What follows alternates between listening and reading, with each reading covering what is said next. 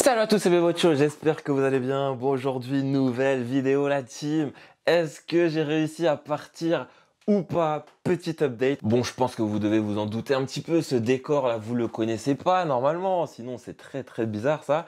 Mais j'ai réussi à quitter la France pour cette mini-aventure. Et pour ceux qui suivent sur Snap, vous avez les infos en exclu.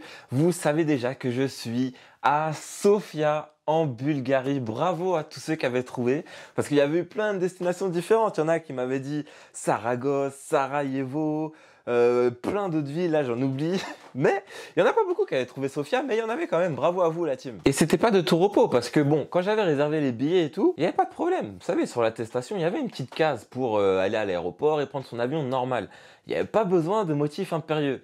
Mais le problème, c'est que depuis quelques jours, même pour voyager au sein de l'Union européenne, tu as besoin d'un motif impérieux pour te rendre à l'aéroport. Enfin, je sais plus comment ça se passe, mais en gros, il te faut un motif impérieux. Si tu te fais contrôler, ils te laissent pas partir et ils te mettent une amende de 135 balles. Hein, vous connaissez maintenant. Et l'info là de l'attestation qui a changé, ben moi j'ai su ça la veille au soir. Il était quoi, 22h? À 22h avant de partir, vous connaissez le personnage, j'avais même pas commencé ma valise et tout. Et sur le moment, je vous assure, la team, je me disais, mais est-ce que j'annule ou pas? Est-ce que je le reporte à plus tard? Et franchement, il y a quelques années plus tôt, c'est là que je me dis que j'ai progressé mentalement. C'est que un simple obstacle comme ça aurait tué tout le truc et j'aurais tout annulé, j'aurais même pas fait les bagages. Bon, après, je me suis dit, bon, parce que je vais pas vous mytho, là, clairement, je suis là, hein, j'ai réussi à partir, mais j'ai pas de motif impérieux, la team.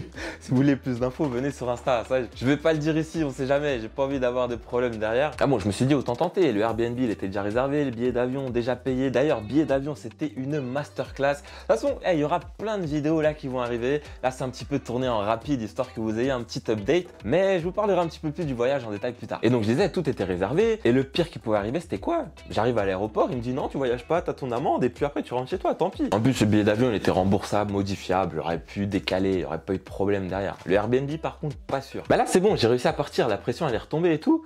Mais la veille, j'étais pas bien, j'ai quasi pas dormi de la nuit. Je me faisais tous les scénarios, je me suis dit, mais comment je vais réussir à convaincre, je sais pas, le policier ou le gendarme de me laisser passer sans motif impérieux? Je me suis fait plein de scénarios en tête.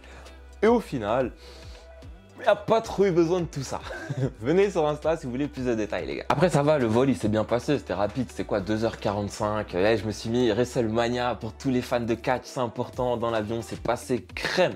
Sans problème. Bon, après, comme je vous ai dit, la team, là, c'était vraiment pour vous faire un petit update. C'est bon, j'ai réussi à prendre l'avion. Je suis arrivé à destination en bonne santé. Il n'y a pas de problème. Bon, là, celle-là, je vous la fais un petit peu à l'arrache parce que hier soir, quand je suis arrivé, en fait, il y avait le choix. J'avais le choix, c'était soit j'allais faire les courses, parce que là, il faut savoir que je suis arrivé dans l'appart et tout. Je vous montrerai ça après, il n'y a pas de souci. Je suis arrivé dans l'appart, il n'y avait rien du tout. Les armoires étaient vides. Il n'y avait pas de pâtes, il n'y avait rien. Il n'y avait absolument rien. Il y avait juste 2 bouteilles d'eau dans le frigidaire. Et j'avais le choix. C'était soit j'allais faire les courses, ou soit j'allais m'inscrire à la salle.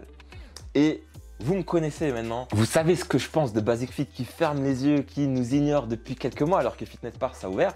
Et donc, eh ben vous savez ce que j'ai choisi. J'ai choisi d'aller m'inscrire à la salle plutôt que d'aller faire les courses. Et bon, hier c'était pas vraiment une séance. Je suis juste parti, j'ai visité, j'ai regardé un petit peu ce qu'il y avait. Et franchement, c'était une grande salle, il n'y avait pas beaucoup de monde. Donc je pense qu'il y aura moyen de se mettre bien là, pendant mon séjour ici, qui va durer je ne sais pas encore combien de temps. Bon bah allez, petite story rapide là de ce qui s'est passé hier. Du coup ce que j'ai fait, vu que je me suis rendu compte que bon bah il n'y avait pas à manger, il n'y avait rien, j'avais même pas du pain, j'avais rien du tout. Il y avait une petite boutique en face. Ah parce qu'en vrai, il y a les Lidl et tout, il y a plein de magasins, il y a de quoi te faire les courses. C'est juste que il y a des priorités dans la vie. C'est quoi le plus important, s'entraîner ou manger les gars? Et je me suis rendu compte qu'il n'y avait rien à manger, il était 21h30. Et Lidl il est fermé à 21h30, mais j'ai la chance d'avoir une boutique juste en face de l'appartement. Je suis parti, j'ai pris un sachet de pâtes et des œufs et une bouteille d'Ice Tea. J'ai pris que ça. J'avais la flemme de prendre un gros sac, de me trimballer le truc, même si bon, il fallait juste traverser la rue et tout. Et c'est pas genre je rentre à l'appart tout content parce que bon quand même, il y a des ustensiles de cuisine, il y a des casseroles, il y a des poêles et tout. Je fais mes pâtes, tout se passe bien. Et après je me rends compte de quoi? Il n'y a pas de passoire. Et là, bon, bah là, tu dois improviser, hein. Tu sais, tu mets le couvercle, tu dépasses un tout petit peu pour qu'il y ait que l'eau qui sorte et pas les pâtes. Et bon, ça va être comme ça va être de la débrouille les 2-3 premiers jours, le temps que je m'adapte un petit peu au style de vie ici. Mais franchement, Là, je suis arrivé, bon délire, bon feeling avec la ville. J'avoue qu'il n'y a pas beaucoup de N-word ici, mais c'est pas grave. J'en ai vu quand même, j'en ai vu quelques-uns. Bon, ça, c'était rien, ça, c'était la petite histoire des pâtes, c'était rapide. Mais bon, ça fait à peine 2 jours que je suis là et il m'est déjà arrivé des dingueries. Je vous raconterai tout derrière. Les vidéos vont sortir, il n'y a pas de planning précis, genre une vidéo tous les 2 jours ou je sais pas quoi. Ça va sortir, je peux juste vous dire ça pour l'instant parce que j'ai plein de trucs à vous raconter. Par exemple, ce matin, j'allais prendre mon tram tranquille quand tout à coup... Ça, je vous le raconterai plus tard. Ça.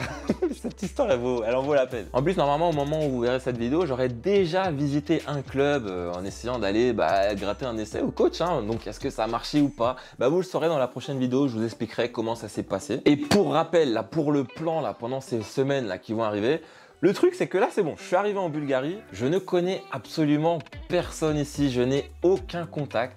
Et on va essayer d'y aller au culot. Vous savez, la première méthode que je vous avais expliquée, c'était d'envoyer plein de mails et de messages avant de partir. Mais il y a la deuxième méthode, celle quand tu es sur place, d'essayer de te débrouiller, de trouver les contacts de clubs par toi-même ou par des gens que tu trouves dans la ville ou dans les clubs que tu vas visiter et d'aller demander au coach s'il n'y a pas moyen de s'entraîner en négociant, bien évidemment. Il faut le convaincre, le coach, de te donner un essai. Et moi, pour le convaincre, clairement, c'est pas mon CV qui va m'aider. Mon CV, il est pas ouf, mais j'ai la vidéo de highlight.